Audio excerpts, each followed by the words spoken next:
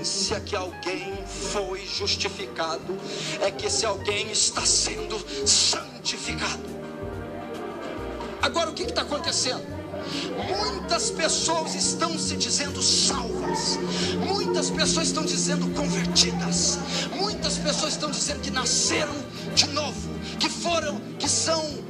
fazem parte da família dos céus. Isso mesmo, meu amado. Muitas pessoas, não é? Que eu estou vendo aí, que ele está falando de pessoas que descobriram que tudo isso é uma mentira e que conhece a verdadeira porta, que é Jesus. E por Jesus, que você adentrando a porta, que é Jesus que está oculto, é porque Jesus se pôs oculto para as pessoas não acharem ele, é porque esses mesmos homens ocultam essa porta. Esses mesmos homens, o sistema religioso que esse homem representa, não é? Que vem desde a época do Messias ocultando esta porta, que é o Messias. Esses homens detêm a chave do conhecimento. Não deixem entrar. Não entram e nem deixam quem quer entrar. Então, se essas pessoas conheceram Jesus, que é a porta, adentraram por Jesus e saíram para fora desses lugares, às vezes questionaram esse homem, fizeram algumas perguntas para ele que botaram ele numa situação difícil. Aí agora há necessidade desta pregação para tentar convencer essas pessoas que elas estão erradas, que a porta estreita é o templo. Não, que a porta é Jesus, mas o caminho estreito é o templo. O caminho estreito que esse homem quer falar é o templo. Então, como eu disse ao início desse trabalho, independente de qual seja a verdade que se fale dentro do templo, essa verdade ela é associada ao templo. Então, por isso que não tem nada a ver o templo com as coisas do Pai, meu amigo. Quaisquer seja a coerência, a veracidade com as escrituras, qual seja transparente essa verdade, vai ser associada e levada ao templo.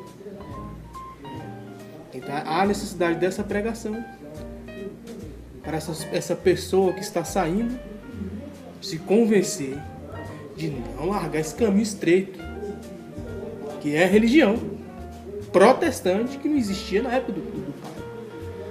Vamos se dizer que se fosse a religião, que fosse esse caminho estreito, essa religião é o caminho estreito? É a protestante, religião protestante que não existia? Se fosse isso, era para ser o judaísmo. O judaísmo existia na época de Cristo, mas nem o judaísmo que existia era esse caminho estreito. Olha em Tiago, a verdadeira religião pura, a religião pura e sem maldade para com o Pai é esta: atendei ao órfão e à viúva e abster-se das coisas do mal. Religião é religar. Se você obedece o mandamento do Pai, obedece o mandamento do Filho, você está se religando ao Pai. Se você se religa, obedecendo. Esse é o caminho estreito que Jesus quis falar. É quão é difícil nós amarmos uns aos outros. Não porque nós somos culpados, mas por causa da essência em que o sistema como um todo colocou em nós, injetou essa essência maléfica, nos incita a prejudicar o irmão, e qualquer seja a vertente da sociedade, não é? Mas não estão andando o caminho estreito. Estreito que esse homem está falando, essa pessoa está falando, que esse homem está falando, que essa pessoa está andando no caminho estreito, que é a igreja protestante. E pasme, a denominação que este homem, ou qualquer seja o líder, instituiu aqui na terra, que foi no cartório, e registrou a reunião, uma organização sem fins lucrativos, chamada igreja, registrou uma ata, né, uma agremiação religiosa, e agora está apto a ser o representante de Deus. Então o caminho estreito é a religião dele, é a denominação dele, né? O caminho estreito é esse, ele está puxando pro tempo, com um fato verdadeiro, uma coisa tão verdadeira, puxando para uma coisa mentirosa que nem existia na época do Jesus. Olha só a mentalidade desses homens. É o ás da manga. Utiliza essas pregações bastante genuínas para ver se não perde o que se havia perdido, né? O que se conquiste, o que não havia ainda de conquistado.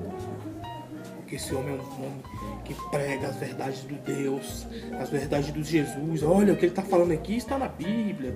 É muito verdadeira a pregação deste homem. Este homem tem compromisso com a verdade.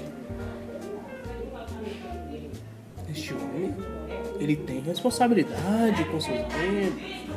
Em nenhuma igreja eu ouvi falar uma pregação tão verdadeira como a desse homem. Estão andando o caminho estreito. A teologia não pode errar. Teologia não pode errar. Olha a ideia, olha só aonde esse homem. Agora Deus é a teologia. Né? O espírito que convence agora é a teologia.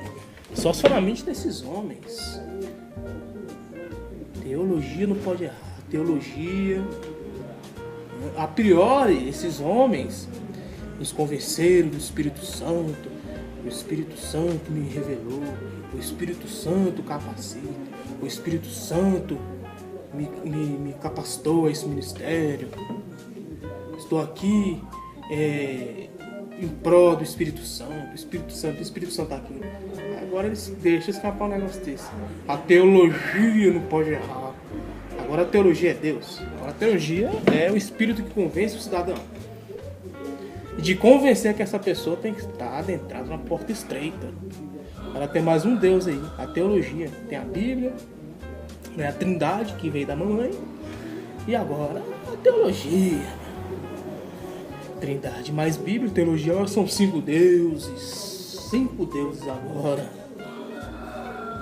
Né? Na carcunda do cidadão. A porta estreita. Nunca foram salvos. Qual que é a confiança que elas têm? Templo e viram que há salvação fora desses lugares, né? Que esses lugares não te levam à salvação, ele te afasta cada vez mais da salvação. E esse homem quer convencer que as pessoas saíram da porta, mas saíram do caminho estreito. Que o caminho estreito é a religião, que o caminho estreito é a denominação dele. O que é a porta?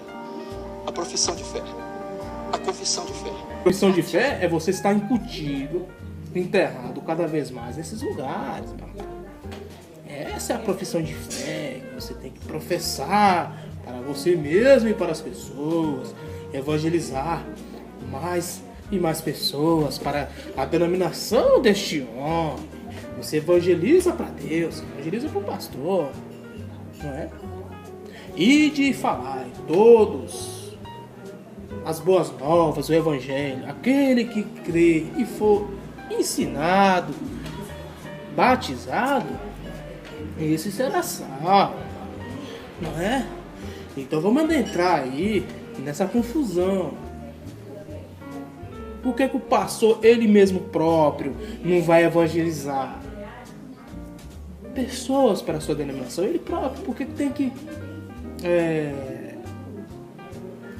que se escalar pessoas, um ser humano, né? Um membro, para este membro, né? Evangelizar pessoas para Deus, ganhar almas para Deus, o Deus pastor, o Deus de cada e respectiva denominação, não é o Criador do céu e da terra, é o próprio pastor, meu amado. O Deus em quem vocês trabalham, o Deus em que vocês servem, o Deus em que vocês dão os seus dízimos, suas ofertas, as suas campanhas, que escutam promessas. As promessas de Deus é o pastor. As promessas que estão aí em vigência dentro do sistema religioso é feita pelo Deus pastor, não é feita pelo Pai. A promessa do carro, da casa, do dinheiro, do bom salário, do casamento de Deus é feita pelo Deus pastor. A promessa do Pai é essa, é salvação, ponto final. E quaisquer outro tipo de atribuição o Pai já dá, que é o ar, que a gente respira, a vida, todos os atributos da natureza, quem dá é o Pai. Agora coisas humanas, é você que conquista com o seu próprio trabalho. Deus não está alheio a essas promessas que esses homens incute na cabeça do povo, que Deus dá.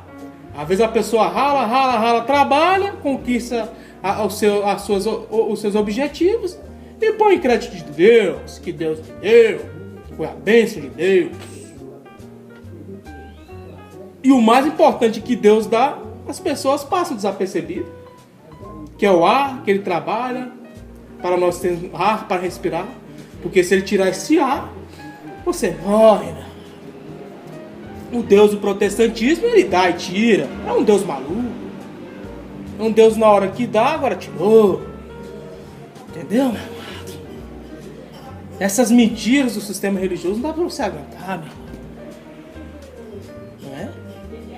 Aí há essa necessidade deste homem, as promessas de Deus. O Deus da religião protestante é o pastor de respectivas igrejas.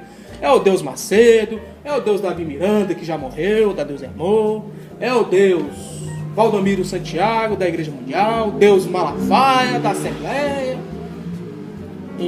de Deus em Cristo, o Estevão Soares lá, seu cá em Cristo lá, Amor em Cristo. É o pastor de cada denominação que é o Deus deles. Esse é o Deus em que vocês evangelizam pessoas, que dão seu suor, seu sangue, sua alma, e sua predisposição, sua energia, seu dinheiro para estar nesses locais, não é?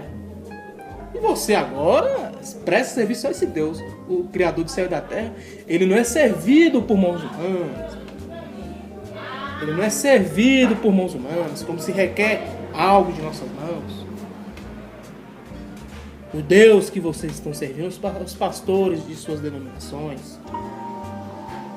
Participar da ceia, a porta. Lá, meu amor. Participar da ceia, a porta. Voltaremos em seguida para ler essa ceia que esse homem está falando, que nós devemos participar, e que Paulo falou. Que ceia é essa? Vamos ler a ceia. Voltaremos em seguida para fazer a leitura respectiva sobre a ceia. Um abraço.